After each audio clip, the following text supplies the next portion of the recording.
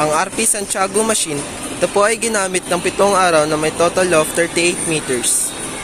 Ito ang printer head. Capping, head clean.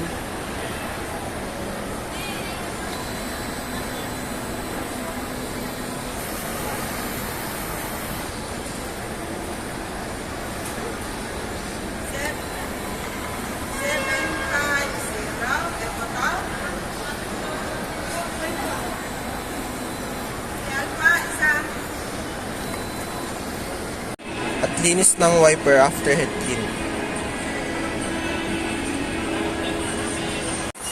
Ang nozzle check.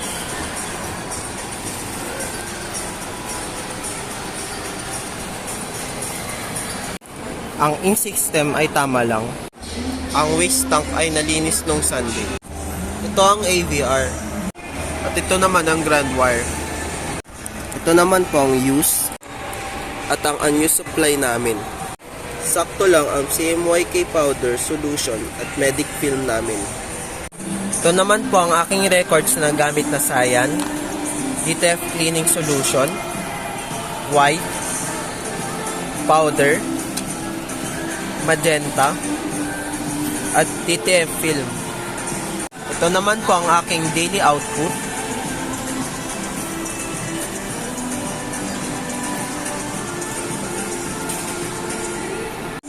At ito naman po ang aking printer daily checklist.